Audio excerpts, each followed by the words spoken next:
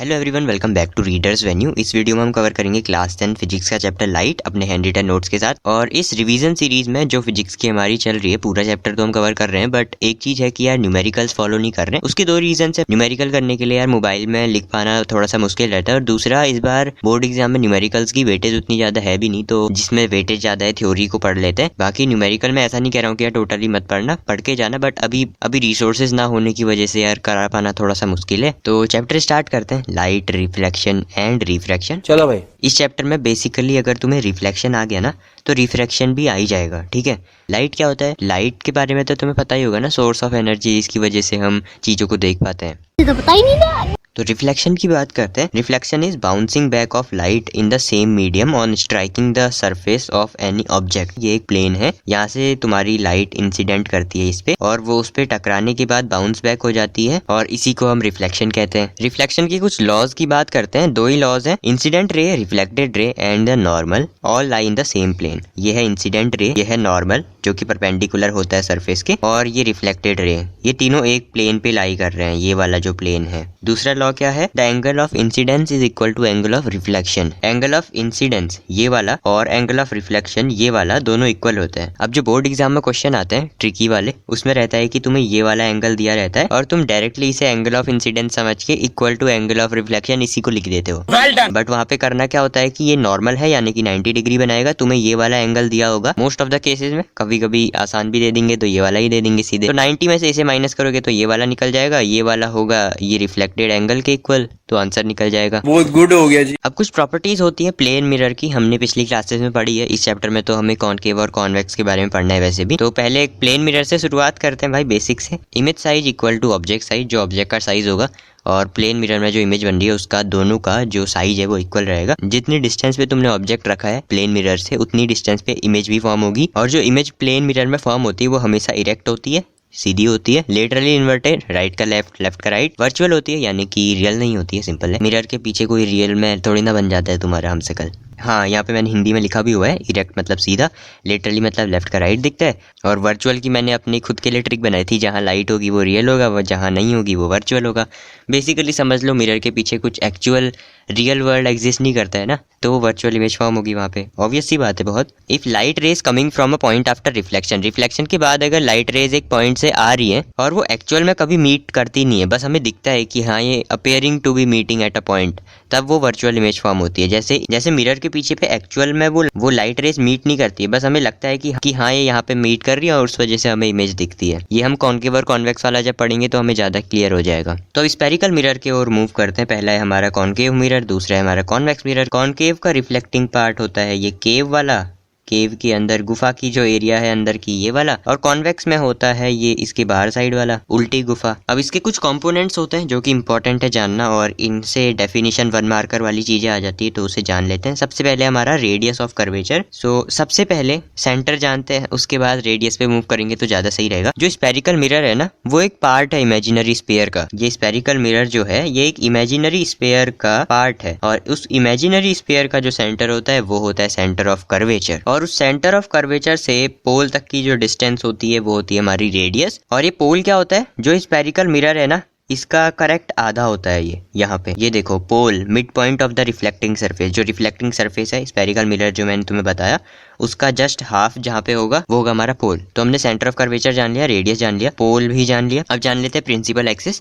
इसमें मैंने एक गलत डेफिनेशन लिखी है तुम्हें समझाने के लिए कि भाई ये वाली डेफिनेशन मत लिख के आना, the line joining pole and centre of curvature, ठीक है, ये मत लिख के आना। इस principal axis it is an imaginary line passing through centre of curvature and pole of a mirror. Convex mirror की अगर हम बात करें तो इसमें प्रिंसिपल एक्सिस वही होगी जैसा इसमें था, सेंटर ऑफ कर्वेचर और पोल से पास हो रही है। सेंटर ऑफ कर्वेचर इसमें इस साइड होगा, इसमें इस साइड था ना लेफ्ट हैंड साइड पे, इसमें राइट हैंड साइड पे होगा। तो ये हमारी प्रिंसिपल एक्सिस है। यहाँ से जो भी लाइट रेज इसके पैरेलल आती है रिफ्लेक्ट करने के बाद वो एक पॉइंट से होकर जाती है, उस पार्टिकुलर पॉइंट को हम कहते हैं फोकस। यहाँ से भी पैरेलल रेज आएगी, वो इस पॉइंट से पास होगी। अब ये जो पार्टिकुलर पॉइंट है वो है हमारा फोकस। और फोकस और रेडियस में एक रिलेशन होता है, मैंने कहीं लिखा है, हाँ लिखा है, relation between R and F.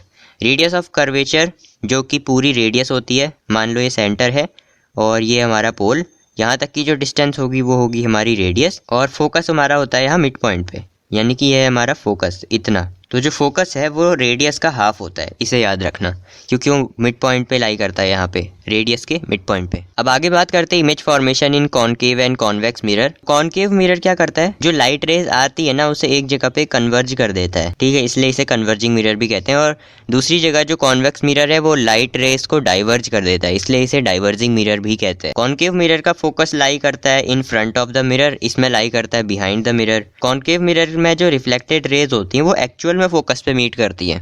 Actual में मतलब जो रिफ्लेक्ट होकर आ रही है ना वो सच में वहाँ पे मीट करती हैं। और कॉन्वेक्स में क्या सीन है कि वो लगता है कि वहाँ पे मीट कर रही है, एक्चुअल में मीट नहीं करती। अब देखते हैं स्टैंडर्ड इंसिडेंट रेज इन कॉनकेव मिरर, इनकी मदद से फिर हम रे डायग्राम्स बना पाते हैं। ये पर्टिकुलर रूल्स टाइप के हैं। कॉनकेव मिरर की बात करें तो ये है हमारा पोल, सेंटर से जो लाइट रे जाएगी वो उसी पाथ से जहाँ से जा रही है वहीं से वापस आ जाएगी। और अगर हम बात करें जो लाइट रे फोकस से जा रही है वो पैरेलली वापस आएगी, प्रिंसिपल एक्सिस के पैरेलल वापस आएगी। और जो लाइट रे पैरेलल जा रही है वो फोकस से होकर वापस आएगी। सेंटर से आता है, सेंटर से जाता है, फोकस से आता है, पैरेलल हो जाता है, पैरेलल आता है, फोकस से जाता है। इनका यूज करके अब रे डायग्राम बनेंगे कॉनकेव मिरर के। ये भी ठीक है। तो image formation by concave mirror, पहला रे डायग्राम देखते हैं। यहाँ पे ये है हमारा प्रिंसिपल एक्सिस और ऑब्जेक्ट को रखा है हमने इन्फिनिटी पे, ठीक है। यहाँ पे ये थोड़ा धुलधुला हो गया है, बता देता हूँ, इन्फिनिटी पे रखा है। और इन्फिनिटी पे जब हम एक ऑब्जेक्ट को रखते हैं तो हम एज्यूम करते हैं कि लाइट रेज जो आ रही है वो पैरेलल आ रही है। तो हमने देखा था पैरेलल आती हैं तो फोकस से होकर जाती है, तो जो इमेज बनेगी वो फोकस पे बनेगी, ऑब्वियस सी बात है, दोनों लाइट रे फोकस पे मीट करेंगे। दूसरी कंडीशन देखते हैं, ये हमारा कॉनकेव मिरर, ये है इसका प्रिंसिपल एक्सिस और यहाँ पे है सेंटर, सेंटर से कुछ डिस्टेंस पे पीछे पे हमने रखा हुआ है ये ऑब्जेक्ट। एक ले लेते हैं रे कोई सी भी जो पैरेलल ले लेते हैं, एक रे पैरेलल ले लेते हैं, एक सेंटर से ले लेते हैं, ठीक है। और हमने देखा था जो सेंटर से जाएगी वो सेंटर से वापस आएगी, जो पैरेलल जाएगी वो ऐसे इस डायरेक्शन में वापस आएगी फोकस से होते हुए। तो इमेज कहाँ पे बन रही है, इमेज बन रही है यहाँ पे, राइट। तीसरी कंडीशन देखते हैं, ये हमारा कॉनकेव मिरर, ये प्रिंसिपल एक्सिस, सेंटर पे रखा है ऑब्जेक्ट, एक रे मारते हैं, पैरेलल फोकस से आएगी, फोकस से जाएगी तो पैरेलल वापस आएगी। अभी ट्रेस करते हैं भाई, एक रे यहाँ से मारी थी फोकस से होते हुए आई, एक रे ऐसे मारी थी जो कि ऐसे होते हुए आई और यहाँ पे मीट कर रहे हैं। तो जो सेंटर से हमने बनाई थी, सेंटर से जो ऑब्जेक्ट हमने भेजा था वो सेंटर पे ही आके बना और ये इक्वल साइज का बना। पहले हम देख रहे थे छोटे बड़े बन रहे थे, अभी इक्वल बनने लग गए हैं। फोर्थ कंडीशन देखते हैं, फोर्थ कंडीशन में ये हमारा कॉनकेव मिरर, ये है हमारी प्रिंसिपल एक्सिस, इस बार फोकस और सेंटर के बीच में ऑब्जेक्ट रखा हुआ है। तो एक रे पैरेलल मान लेते हैं, हमें रूल तो पता है पैरेलल जाएगा तो ऐसे होते हुए आएगा, ठीक है। दूसरा मार लेते हैं, जो फोकस से जाएगी वो पैरेलल वापस आएगी, तो यहाँ पे कहीं पे ये ऑब्जेक्ट बन रहा है, राइट, जो कि इस ओरिजिनल ऑब्जेक्ट से बड़ा है साइज में। फोकस पे रखा है अभी हमने ऑब्जेक्ट, ये हमारा कॉनकेव मिरर और ये हमारी प्रिंसिपल एक्सिस, फोकस पे ऑब्जेक्ट रखा है, एक रे मार लेते हैं ऐसे पैरेलली, फोकस से आएगी। दूसरी रे जो हमने बोला था सेंटर से जाएगी तो सेंटर से वापस आएगी, ये बनेगा इन्फिनिटी पे। आखिरी कंडीशन है हमारी, ये हमारा कॉनकेव मिरर, हम मालूम है तेरे बाप को मत सिखा, चल। ये हमारी प्रिंसिपल एक्सिस, सेंटर ये है, फोकस ये है, फोकस और पोल के बीच में हमने ऑब्जेक्ट रखा हुआ है। एक लाइट रे मारते हैं पोल पे, पोल पे जो लाइट रे जाएगी वो उसी एंगल पे वापस आ जाएगी, ऐसे इक्वल ऐसे बनाएगी ना, इक्वल एंगल इंसिडेंस और रिफ्लेक्शन वाला। दूसरा appearing to be passing through centre, centre से अपेयर करेंगे कि पास हो रही है, तो सेंटर से ऐसे पास करी तो सेंटर से ही वापस आ जाएगी। अब ये एक्चुअल में तो बहुत ज़्यादा ऐसे हो जा रहे हैं, तो यहाँ तो मीट करने वाले हैं नहीं है, तो मीट कहाँ करेंगे, मिरर के पीछे, यानी कि वर्चुअल इमेज फॉर्म होगी और एक्चुअल में उसका साइज बड़ा होगा और यहाँ पे जो इमेज है वो इरेक्ट होगी, मतलब जैसे सीधा खड़ा है ना ये भी सीधा ही होगा। अब देखते हैं image formation by convex mirror. तो ये हमारा कॉन्वेक्स मिरर का रिफ्लेक्टिंग सरफेस इस साइड से है, ऑब्वियस सी बात है।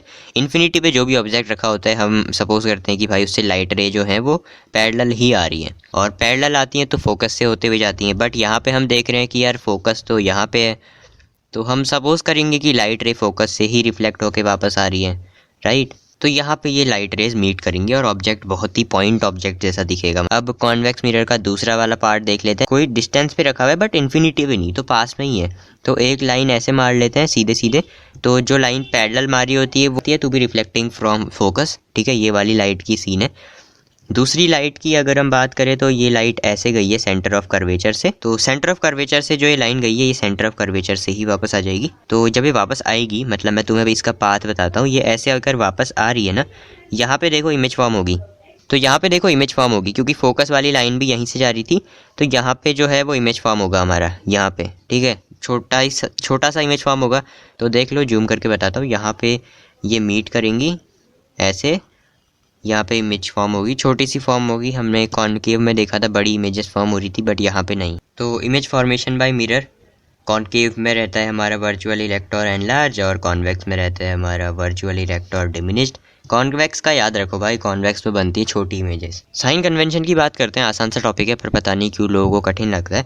कॉनकेव और कॉन्वेक्स की बात करते हैं, कॉनकेव में देख लेते हैं। पहले मैं तुम्हें समझा देता हूँ यार, साइन कन्वेंशन किस हिसाब से तुम याद रख सकते हो। यहाँ पे कोऑर्डिनेट ज्योमेट्री है, ये प्लस ये भी प्लस, ये होता है हमारा माइनस, ये वाला और ये वाला। तो इस हिसाब से इसको ध्यान में रखते हुए हम साइन कन्वेंशन एक बार देख लेते हैं। आसान सा टॉपिक है, जल्दी कवर करेंगे थोड़ा। इस साइड को अगर हम देखें तो ये निगेटिव है, ये वाली जो लाइन में आ रहा है ये निगेटिव है, हमने रेड डॉट से सिग्निफाई कर दिया था, ठीक है। और इसमें फोकस भी नेगेटिव होगा, रेडियस भी नेगेटिव होगा, क्योंकि दोनों इस साइड को है, और ये वाला क्या है, और इस साइड को जो भी आ रहा है वो निगेटिव है, ठीक है। तो ये सारी चीज़ें निगेटिव ही हो रही है। तो कॉनकेव मिरर में रेडियस भी निगेटिव है, यू तो ऑलवेज, यू मतलब जो ऑब्जेक्ट की पोजीशन है, हम यहाँ पे रखते हैं ना ऑब्जेक्ट को, तो वो तो हमेशा ही निगेटिव पे ही रहता है। फोकस कॉनकेव में निगेटिव है, क्योंकि यहाँ को है ना इस साइड को, तो वो निगेटिव रहता है। कॉन्वेक्स की बात करें तो वो साइन कन्वेंशन अब इस साइड को है, इस साइड को है, ठीक है। इस साइड को कौन सा होता है, पॉजिटिव वाला होता है, राइट, हमने देखा था ये पॉजिटिव है। तो यहाँ पे फोकस भी पॉजिटिव, रेडियस भी पॉजिटिव, और यू तो ऑलवेज नेगेटिव, यहीं पे रखेंगे ना ऑब्जेक्ट को निगेटिव एक्सिस पे। कॉन्वेक्स कॉनकेव में लेफ्ट में नेगेटिव, राइट साइड में positive, up side axis positive रहता है, डाउन साइड नेगेटिव रहता है, मैंने तुम्हें समझा दिया था इस वाले से, ठीक है। अप साइड पॉजिटिव रहता है, यानी कि ये वाला जो है वो पॉजिटिव रहता है, ये वाला भी पॉजिटिव रहता है राइट साइड को, ये देखो राइट साइड पॉजिटिव। अब हम मूव करेंगे डाउन में यहाँ पे नेगेटिव एक्सेस, लेफ्ट में यहाँ पे नेगेटिव एक्सेस, ठीक है। तो लेफ्ट में नेगेटिव और डाउन में भी नेगेटिव, और अप में तो पॉजिटिव है ही, मैंने यहाँ पे दिखा दिया था ना। तो आगे मूव करते हैं मिरर फार्मूला और मैग्नीफिकेशन पे। Mirror formula 1/f = 1/v + 1/u। u होता है हमारा ऑब्जेक्ट की डिस्टेंस मिरर से, u होता है इमेज की डिस्टेंस मिरर से। मैग्नीफिकेशन का फार्मूला होता है m = -v/u। v होता है हमारा इमेज की distance from the mirror, u होता है हमारा ऑब्जेक्ट की डिस्टेंस फ्रॉम द मिरर। और हाइट दी हुई है ऑब्जेक्ट और इमेज की, तो हम height of image upon height of object करके मैग्नीफिकेशन निकाल सकते हैं। अगला टॉपिक है हमारा uses of concave mirror, uses of convex mirror. Concave में हमने देखा था इमेज जो है वो एनलार्ज फॉर्म हो रही थी, तो कहाँ पे यूज़ होगा, डेंटिस्ट यूज़ करेगा इसे, ठीक है, ये है डेंटिस्ट। और सेविंग मिरर के रूप में यूज़ होगा, क्योंकि यहाँ पे इमेज एनलार्ज दिख रही है हमें। सोलर फर्नेंसेस, टॉर्चेस, सोलर फर्नेंसेस में क्यों, क्योंकि ये कन्वर्ज कर रहा था, हमने देखा था ना ऐसे लाइट रेज यहाँ पे ये कन्वर्ज कर रहा था, जो हमने यहाँ पे देखा था कन्वर्ज वाला। जब ऑब्जेक्ट बहुत पास होता है मिरर के, तो ये एक वर्चुअल और एनलार्ज इमेज फॉर्म करता है। कॉन्वेक्स मिरर का यूज़ देखते हैं, रियर व्यू मिरर इन व्हीकल्स। तो हमें देखा था यहाँ पे छोटी इमेज दिखा रहा था, तो ये क्या करता है यार, बहुत सारी अगर चीज़ें हैं एक वाइड प्रोस्पेक्टिव देता है, मतलब जैसे बहुत सारी चीज़ें दिखा देगा बट छोटा छोटा दिखाएगा उन्हें। इस वजह से ये जब बेंड्स होते हैं ना, रास्ते ऐसे मुड़ाऊ वाले यहाँ पे लगे होते हैं कॉन्वेक्स मिरर, ऐसे इस वाले को भी दिख जाता है यहाँ से कौन कौन आ रहा है, इस वाले को भी दिख जाता है यहाँ से कौन कौन आ रहा है, तो इस वजह से फ़ायदेमंद हो जाता है काफ़ी ज़्यादा। आगे मूव करते हैं रिफ्रैक्शन पे। रिफ्लेक्शन वाला पार्ट हो गया हमारा, रिफ्रैक्शन बचा हुआ है बस, और रिफ्रैक्शन वाला पार्ट तो छोटा ही है, ठीक है। रिफ्रैक्शन की बात करते हैं, change in path of a light ray as it passes from one medium to another. तो एक मीडियम से दूसरे मीडियम में जब लाइट ट्रैवल करती है तो उसकी स्पीड में चेंज आता है, इस वजह से उसकी जो रास्ता है उसमें भी चेंज आता है। जैसे ही वो मीडियम चेंज करता है उसकी स्पीड चेंज होती है, स्पीड चेंज होने की वजह से वो थोड़ा अपने रास्ते से भटक जाता है। और रिफ्रैक्शन का रीज़न क्या है, हाँ मीडियम चेंज होता है तो स्पीड चेंज होती है, इस वजह से पाथ चेंज हो जाता है। तो when light goes from denser medium to rarer medium it bend away from normal and opposite in the other case. Denser से रेयरर में जा रही है, यानी कि कठिन चीज़ों से सरल में जा रही है, तो नॉर्मल से दूर जाएगी, अपनी नॉर्मल ज़िंदगी से दूर जाएगी, ठीक है। और जब रेयरर से यानी कि फ्रीडम वाली जगह से अगर वो डेंसर में आ रही है कठिनाई वाले में, तो अपनी नॉर्मल जो कठिनाई वाली ज़िंदगी है वहाँ पे वापस आएगी। ऐसे याद कर सकते हो अगर सही लग रहा है तो, वरना सीधे सीधे याद कर लेना, अगर डेंसर से रेयरर में जा रही है तो नॉर्मल से दूर हो जाएगी, ठीक है, अपनी नॉर्मल कठिनाई वाली ज़िंदगी से दूर हो जाएगी। अगर रेयरर फ्रीडम वाली ज़िंदगी से आ रही है तो डेंसर यानी कि अपनी कठिनाई वाली जो ज़िंदगी है उसकी उस नॉर्मल ज़िंदगी के पास आ जाएगी।